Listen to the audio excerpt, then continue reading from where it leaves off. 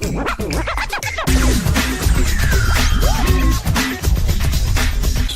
everyone, this is Steve Good, and welcome to our next episode of the Coin Chat. Welcome back, Yuri, and today, special guest, Crypto Rich, YouTube influencer, who focuses on, and I'll see if I can get all of this right, Crypto Rich, ICOs, ERC20 tokens, and passive income tokens as well. Did I get that right? Yes, and I would put them all together. So if we just throw them in a little bag and shake them and jumble it up and see what comes out. That's right. It's like a magic trick. It totally is. And good morning, Steve. Good morning to both of you. Good morning, Yuri. How are you? I'm doing Great well. to have you here. Great to have you here, Crypto Rich. So before we start into the actual episode itself, Crypto Rich, I think first and foremost we've got to know, have you tried spending any Bitcoin recently? And if so, where have you tried spending it? Oh my gosh, I don't spend my cryptos. I hodl them, and I hodl them, and I hodl them. I buy them, and I hodl them, and I occasionally swap them for other ones. Although having said that, I went away to Australia and New Zealand with my family for the month of January. My children are home educated, and we thought, okay, let's go and see kangaroos for real instead of reading about them in books. So we used our BitPay card and our 10x card until they stopped working halfway through. Oh, no. Yeah, exactly. So halfway through the trip, you had to stay with the kangaroos, and they had to put you up for the night. Then we had to use our fiat credit cards to get through it, right? But that's where being friends with wombats and kangaroos can be really helpful. Yes, but the oddest thing that I've spent any cryptocurrency on was I had a Cambo treatment in October, November, and a friend of mine told me about this Cambo treatment he had, and he said it's really, really brilliant. I said, great, I'll try it out. Did some research and everything, and then I got in touch with a guy who's a trained therapist, Cambo treatment practitioner, and I said to him, look, would you let me pay you in Bitcoin? He said, yeah, okay. I'd heard about it 2 years ago. I didn't get any then. And then I said to him, well, look, instead of Bitcoin, how about some Litecoin? Because it's just cheaper to send.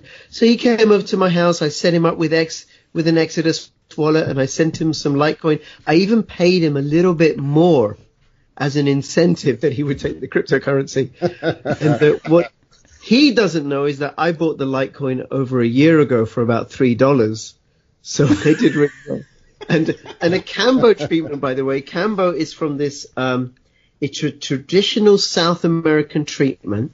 And there's a myth that everybody in this village was really, really ill. By the way, stop me if I'm going off track, right? Everybody in this village was really, really ill. I'm sure we're going to take Cambo treatments to the blockchain after this call anyway, which will probably coincide with another project, Crypto Rich, that we're going to have to tell you about and see if you want to cover it on your channel. It's a fascinating project that Yuri and I are certain you're going to love when we tell you about it.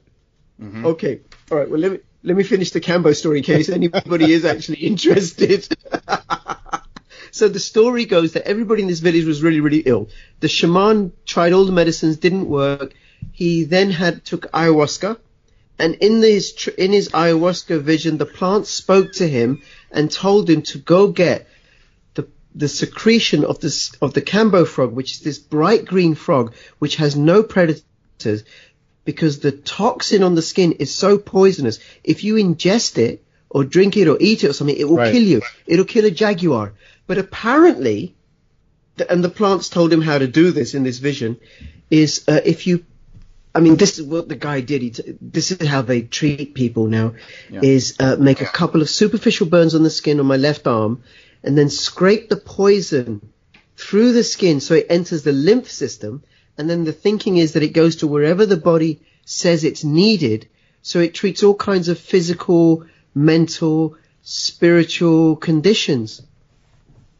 So I did this. I threw up violently for 20 minutes, which is part of the treatment. Then afterwards I felt really, really weak. And then I'm in pretty good health anyway. And the following day, for a few days, I just felt a bit calmer. Wow. Wow.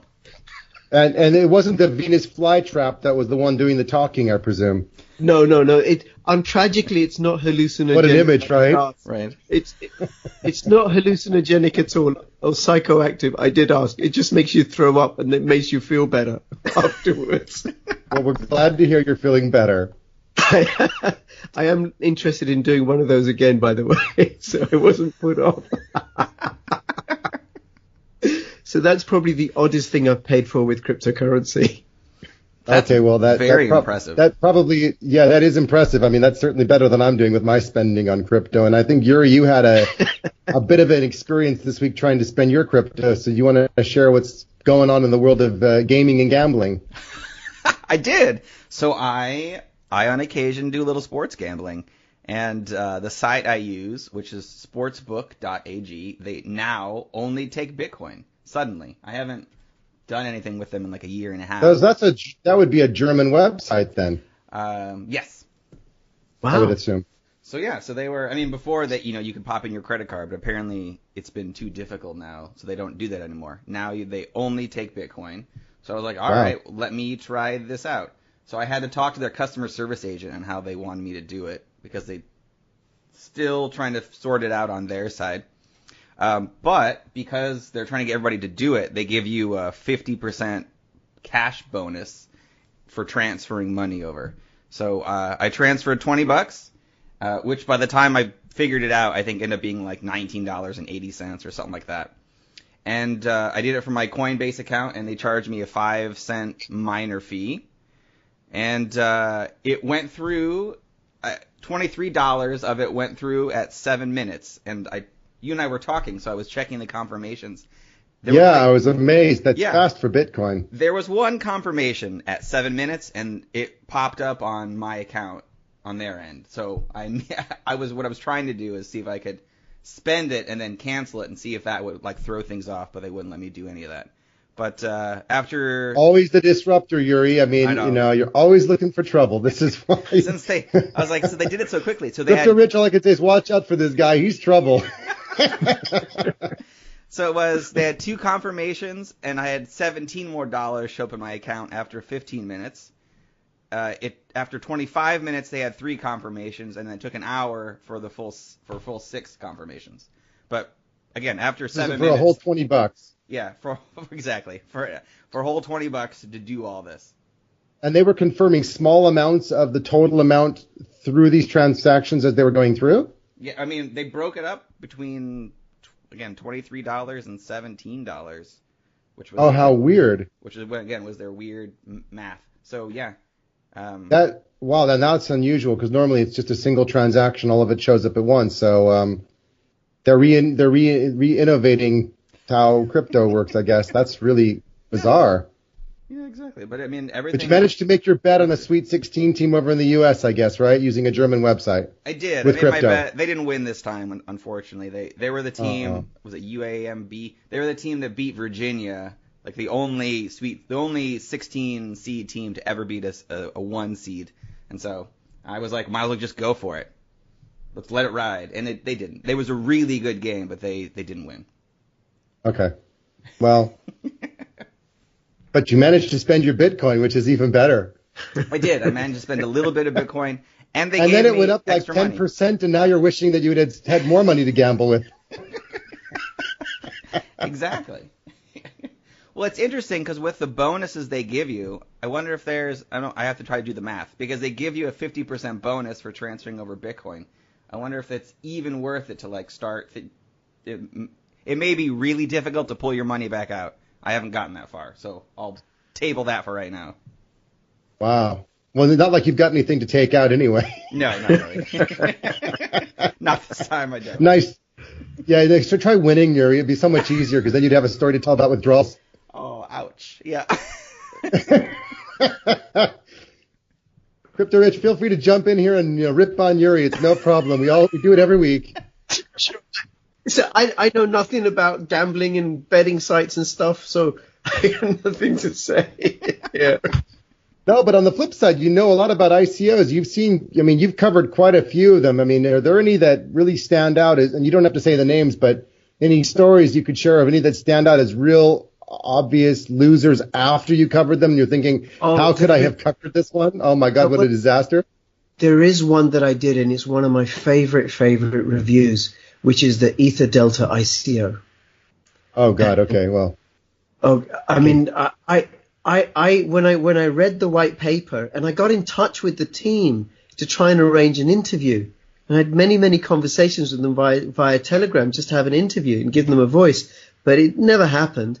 And then I watched some other reviews on Ether Delta ICO, and some of them were quite scathing, quite correctly. But I thought, I'm not going to do that. I just found it so absurd.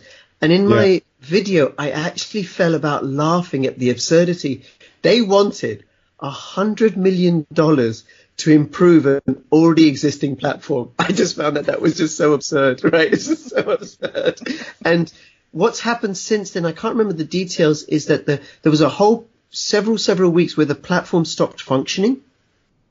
Oh dear. And now they're involved in some sort of litigation. You know, it's going to a court in New York. The Telegram group on Ether Delta is the worst Telegram group I've ever been in. So really? During the ICO, we're going to have to check this one out, Yuri, for a future episode just to see what's going on with it. I have not followed, other than just not enjoying their platform, and I'm not going to, promote or non-promote any particular exchange, but it's not one of my favorites to use just because it's just got no volume and no liquidity compared to others, and the prices tend to be lower than everywhere else, which just doesn't help very much when you want to sell. But sure, putting that aside, I just don't really use the platform. But interesting what you're saying about it. Yeah, I used it a lot because when I was buying Veritasium, it was for a while, it was the only platform where you can get Veritasium. And I did an hour and a half interview with Zach Coburn, who is the founder and inventor of Ether Delta. And this was in July, and it was a really great interview. And the program was functioning under him and stuff. But the Telegram group, during the ICO, no admin, no moderators, people posting pornographic pictures on a Telegram group, and nobody dared to delete them. So the admins were really not. Well, actually, it sounds like the admins were doing their job. Yeah. This is during an ICO. I mean, with that much porn coming in for free, why would you delete it? It's like, let me just stay around and just enjoy. Oh my god. So I was like, this is during the ICO period. How professional. Yuri, we missed out on a really good one to participate in, or just sit there and watch. Yeah, we did. My wife's going to kill me when she hears this one because she listens to all our episodes now. So I'm going to be in the doghouse after this episode, I'll tell you. And then at the same time, Aurora DAO IDEX were doing their ICO at the same time. So I covered them as well. Oh, fabulous. Did a couple of interviews with Alex Wynn, who's one of the founders of IDX. Really great partially decentralized ERC20 exchange. Just leaves Ether Delta in the dust.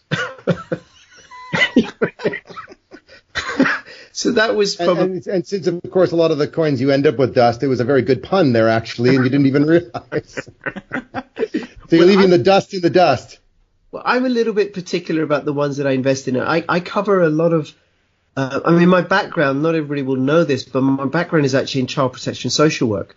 And I don't do that anymore. I now run this channel with an intention to run it part-time, but I just enjoy it so much. I end up doing way more than I need to do.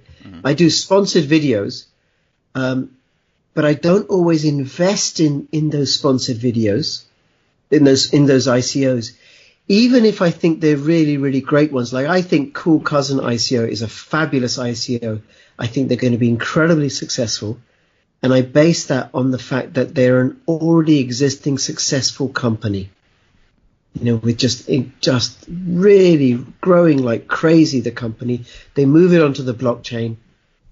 They got more money to expand. Which project? Cool Cousin.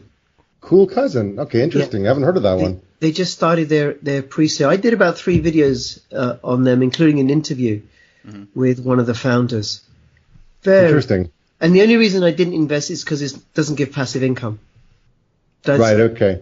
So just tell us a little bit about like the different types of ICOs you cover. It's really interesting. So you cover ICOs, and then you mentioned ERC20 and then passive income. So what are passive income ICOs? Just kind of tell our listeners about what that's all about and what you're covering. One of them that I've covered a lot lately And there is a funny story to this one. Is Minex coin? It's not an ERC20 token, but it pays interest. It has this very profitable way of. It's kind of like staking. And Okay. I mentioned, my kids are home educated. My 13-year-old and my 10-year-old. There's another family down the street that home educate. And I got talking to their 14-year-old son about cryptocurrencies. And then one day he contacted me and he said, look at the chart of this coin. It's just going up. It must be really good. So I had a look at it. Okay, the chart is going up, but let me look at some fundamentals. Let me read the white paper. Let me go through it. And then I thought, oh my God, this is brilliant. This coin is really, really brilliant. So they operate like a central bank does. Okay. Like a central bank will manage the money supply by altering the interest rate. So this central bank, during the ICO, they kept 1.5 million of the coins in their own central bank. They get a portion of every miner's transaction fee, which goes to replenish the bank's reserves. And then they change the interest rate in order to keep the price of the coin, the Minex coin, stable and steady. All right, so they're manipulating currency the same way that the U.S. central bank and the British central bank and the other Deutsche German central bank do the same thing. They just change the interest rates to manipulate the exchange rates between themselves and other countries, as well as also managing, of course, import and export, but and economic things. But yeah, so that's interesting because it's not very decentralized in nature. Maybe they should go down the consensus path and actually let people make proposals for raising and decreasing the interest rates and letting everyone vote on it. It's on an open source. It's on an open source blockchain, so it's all open, right? I haven't looked at the GitHub because I can't read code or anything, and it would be gobbledygook for me. It has an algorithm that they adjust, and the idea is that you can't use a currency as a payment if it's volatile. Okay. If I go to the shop to buy a liter of milk, and one day the liter of milk is £1, and I go the following day and it's now £5, and then I go in the third day it's now £0.5, right? People can't budget for anything, and fiat currencies aren't that volatile. Certainly not the euro, the established ones.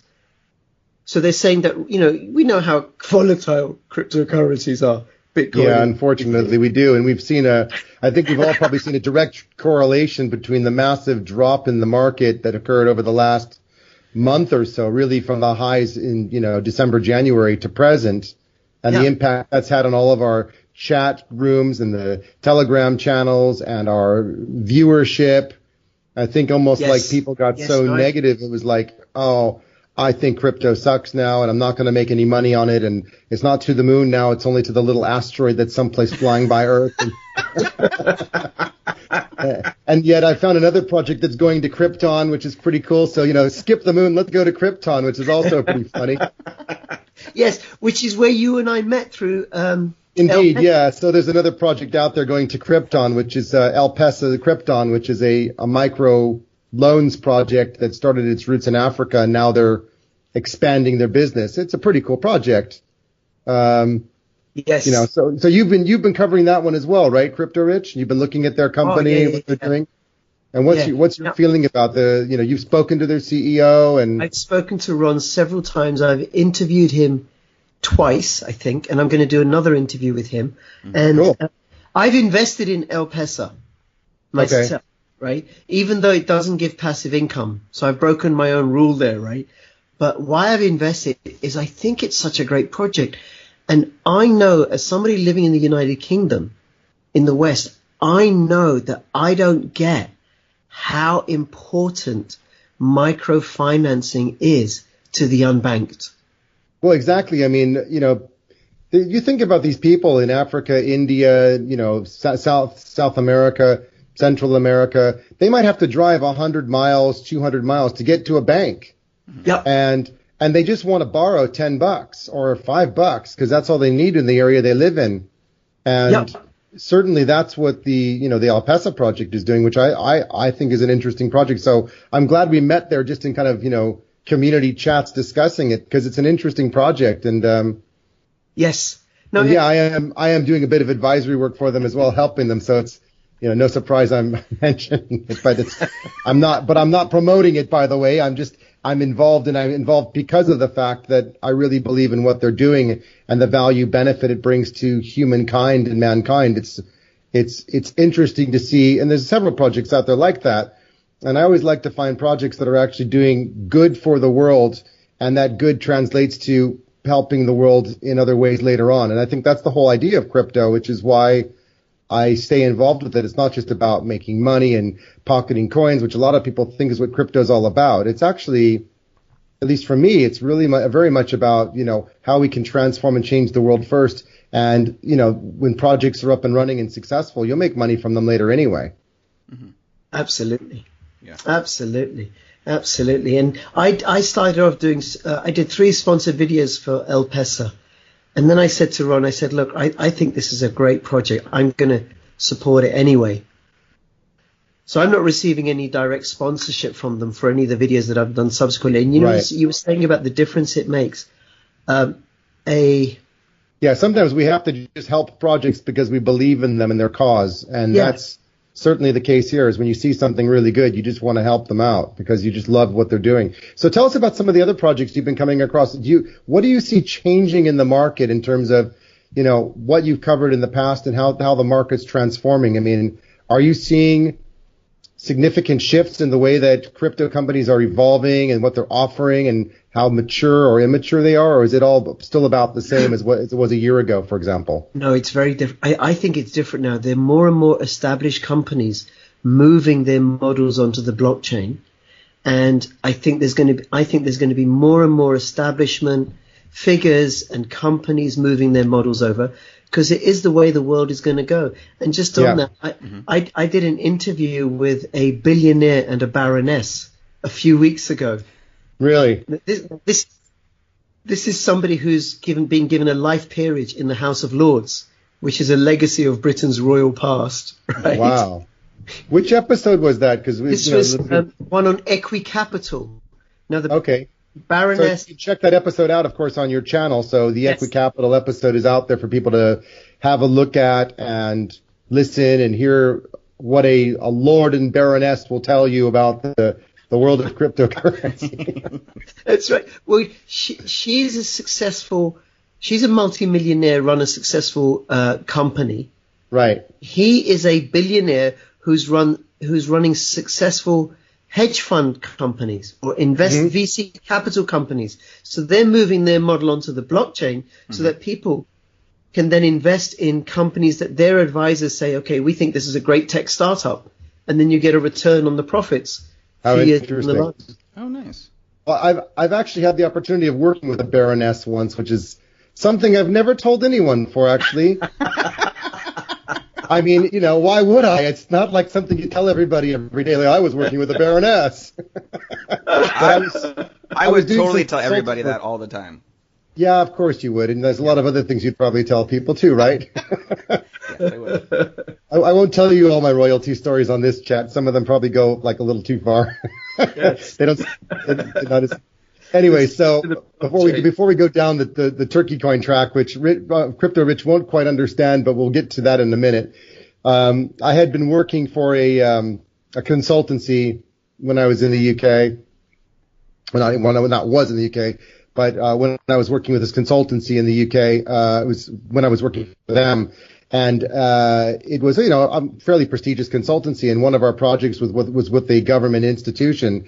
And it turned out that one of our client sponsors was this woman whose husband had been in the House of Lords, and somehow, I guess, to be honest, I don't know how it works. If you're married to someone in the House of Lords, does that make you a baroness? Is that right? No, if you... Well, needless to say, she was a baroness, and we had to call her Baroness whatever. We couldn't call her Mrs., and we couldn't call her by her first name. We had to call her Baroness whatever, which was really interesting. So I had to get used to this whole, I didn't curtsy, though, by the way. I was tempted. I really should know more about, my second home, but I really, sometimes it's embarrassing that I've gone and, naturalized, got the passport, and I still don't know as much as I should know, despite having sworn my allegiance to the Queen. Shame on me. Yes. Well, I got to say. And if my Baroness friend is listening, then God bless you. I still love working with you, and I won't mention your name. And I really enjoyed my time working with you. It was fantastic, and forgive me for anything I've said incorrectly today about the royalness of the royal we. Yes. Now I got to say with the Baroness and the billionaire. Royal we, by the way.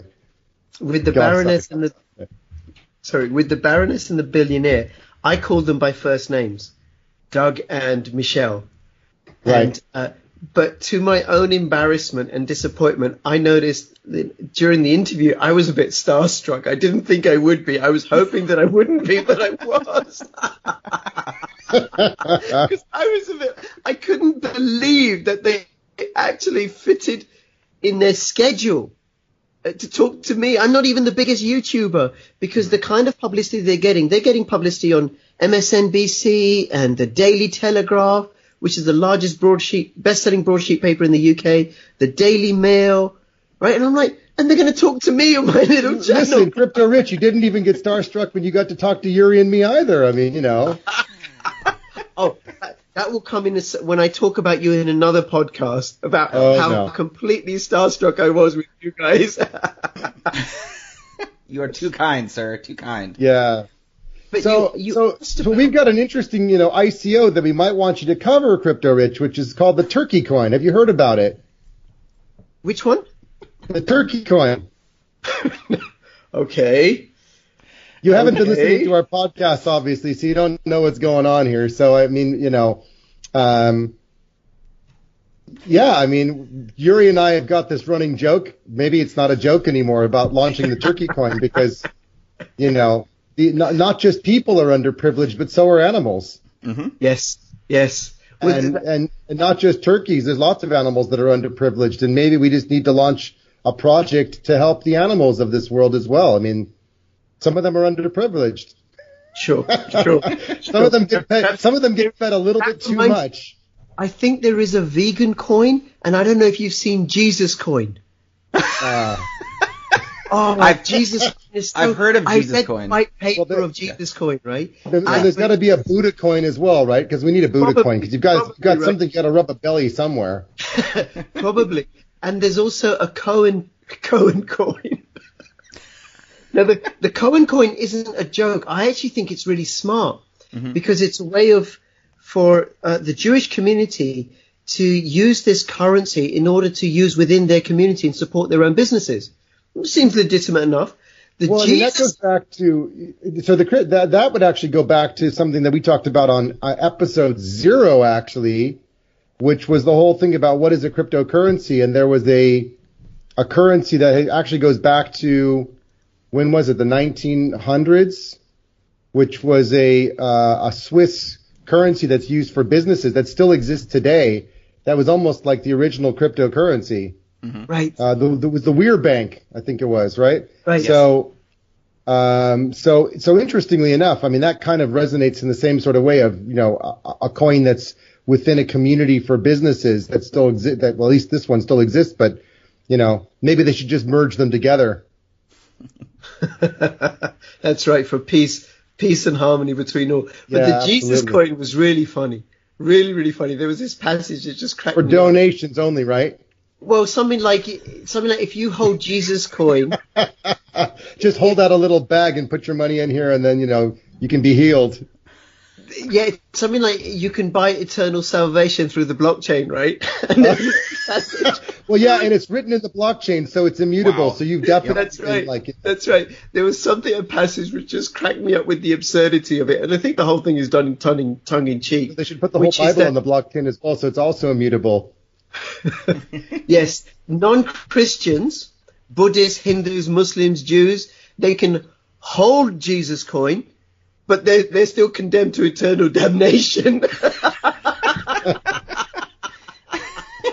So, Crypto Rich, how do you find a lot of the projects that you cover?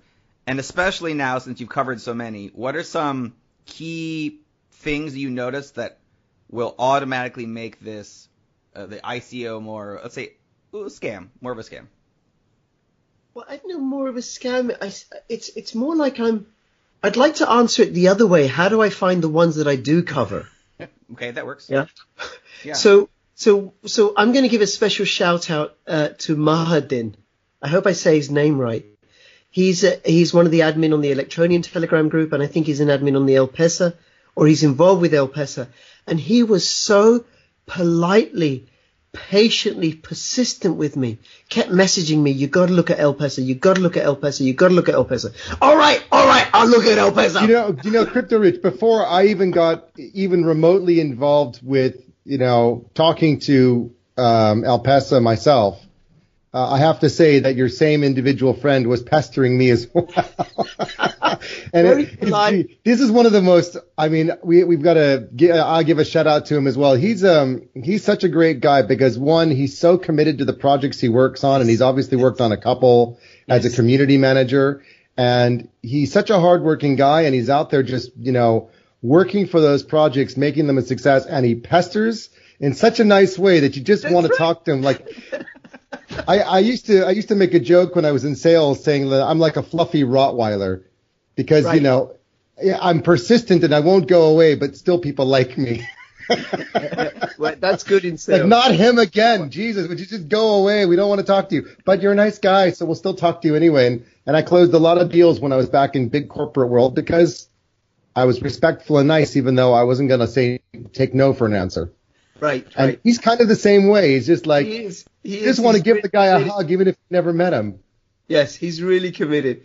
So occasionally I get quite a few referrals from commenters and from viewers and everything, and I pretty much always look at them. But often it's not the kind of coin that I cover. Like, I don't cover technical coins generally. Okay. Like Ray blocks and artificial intelligence. I can't get my head around it. I get a lot of the coins from there's a couple of agencies, ICO agencies that I work with, and I like working through them. One, because I get sponsored, right? So it helps pay the bills and feed the children, but also they have done their due diligence. They've checked it out. Then occasionally, there's a referral from a friend or a 14-year-old who lives down the street, as is the case with my next coin. And then also there's other channels that I watch regularly, or I listen to regularly, like Cryptoverse, Mike B, Andreas BTC Consulting, and every now and then something comes, that twigs my interest. Okay, I learned about Spectre, I think, through Andreas or Mike B, and I learned about PayPy through Andreas at BTC Consulting. Cryptoverse did a little bit on ice rock mining that I then went and had a look at. But that's pretty much. And then what might happen, Steve, is like through you and I having the conversation we did yesterday, you told me the coins that you're investing in, that you're an advisor on, and I've had a brief look at them. Yeah. So but these are projects that are, I try to just work with people that I believe have real value to society, and we won't bring those up here because I keep those things generally off the channel. But sure. I really believe in trying to find projects that are doing good for the world and trying to help to take what's been done in a local economy and bring it out to a global marketplace to help others. So I'm glad we're like-minded in that, because I think a lot of crypto people do believe that, what we're trying to do isn't just, go out, build companies, make money, but there's actually a bigger picture here, which is the level of transformation that we can, implant on the world or put on to help others to make things more seamless and more integrated, and to remove some of the barriers and blocks that we've had with banks and governments. And people have gotten a bit stuck with themselves and forgotten that actually there's a bigger picture, which is human beings and their feelings, emotions, and needs, desires, wants, that kind of thing, which are really important things to remember when we're trying to build these crypto businesses. Yes, absolutely. And there's one, I don't know if you want me to mention it, but there's one that's UK based, has the name of a tree in it, but that I was like particular. Thought, okay, this is useful, because the other thing I look at is, does it have a real business use case? Right. Well, you can mention the project because it's one that you're looking at, and and I know the guys there. I'm happy to introduce you to them. I in fact spoke to the COO this morning about the project and said that you were expressing an interest in talking to them. So sure, you can mention the project. Yeah, it was Acorn Collective. Right. because I mean they do crowdfunding. I just had a brief look through the website. They do crowdfunding. Well, that's a big deal. And it is, yeah. The blockchain, that's amazing. Yeah, and they're trying to. So what Acorn Collective is trying to do, which is another reason why I like the team, and I've been speaking to them for a lot longer than their ICO, is their whole thing is that crowdfunding, like some of the more traditional crowdfunding projects, are limited to specific countries, and what they're trying to do is provide a platform that's a global platform for everyone to be able to participate and raise crowdfunding, not necessarily for ICOs, but just for interesting ideas that are disruptive, that could be in anything from technology to medical to, I was going to say medical and dental. I don't know why I was thinking medical and dental. I'm clearly my brain just would flip into some other thing, but no, I'm kidding. But you know, there's lots of disruption and lots of ideas and lots of intelligent people out there who deserve an opportunity, and you know, they're just trying to create an opportunity for others. And I think it's great what they're trying to do. And you know, Ed and Moritz, the COO and CEO, are such nice guys that are really so hungry and so committed to really do something that changes the world, and it's great. So yeah, so I'll connect you privately, and you can see if there's an opportunity to talk with them as well. They were certainly interested. Sure. Yeah. Anyway, are there any kind of reaching the end here, but are there any takeaways that you'd like us to remember in terms of where the world of ICOs are going, or where you think we should be looking a year from now? What should we expect to see as the next generation of where ICOs are going? I think... No hard questions on this channel. No hard questions. So I think when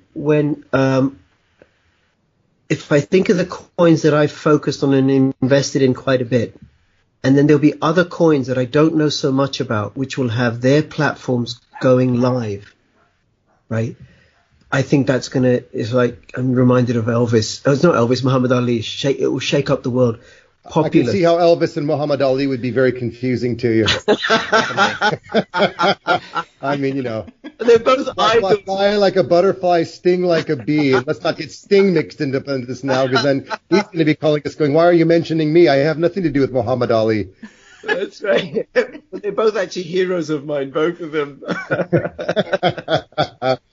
Okay, so when the Populous, PayPal, Spectre, Caviar, Veritasium platforms go live, when Amiseco start doing their thing, in a few months' time, that's really going to shake up the world. When the Pillar Wallet comes out, that's going to shape stuff. That is going to shake things. I mean, there's so much that I'm discovering that I didn't know about. Like, I didn't know anything about invoice factoring until I started running my channel, and then oh my God, this is a multi-trillion-dollar business. Oh, it is, yeah. In the UK, it's only £1.5 billion, which is still which is still a hell of a lot. And I spoke to the company that I do training work for, and I spoke to the accountant, and he goes, yeah, we've used invoice factoring companies in the past, and this is going to take all the friction out and make it. Crypto's not going away, Crypto Rich, is it? It is not going away.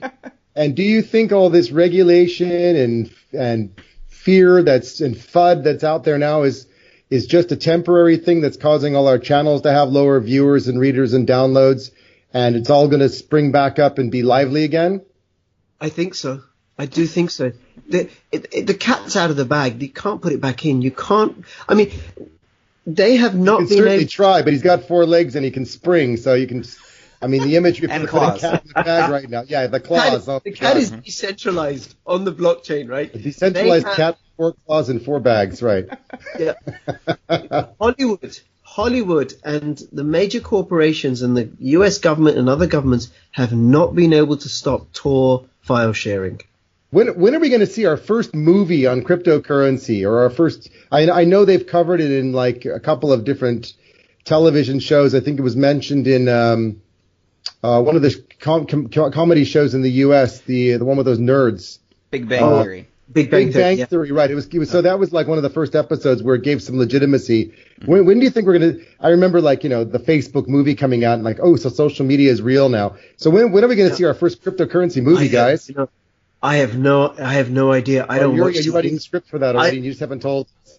I am secretly working at night on Turkey the script. Coin, the movie. Exactly. Coming to a theater Maybe near that's you. what you guys should write. None will Yeah. be spared. Oh, I love it. Well, Crypto Rich, it's been amazing having you on our channel, and I think you're going to be also putting all of our faces out there. It's our first time on a YouTube. We've always done everything sort of hidden behind the cloak of noise and sound, but we haven't been on video before. So I think you're going to take this and put it out there on your channel as well. So thank you for sharing us and I'll link to your making podcast. us public. What's that? I'll link to your podcast in the description below the video. You. So people I love can it. It all out. I'll send you all the links, or Yuri will. That's cool. I really appreciate that. No, thank thank you you for so much. joining us today. It's been really great fun. To all of our listeners, thank you for listening in today. It's been an absolute pleasure having you here again, as always. To the moon. Until next time.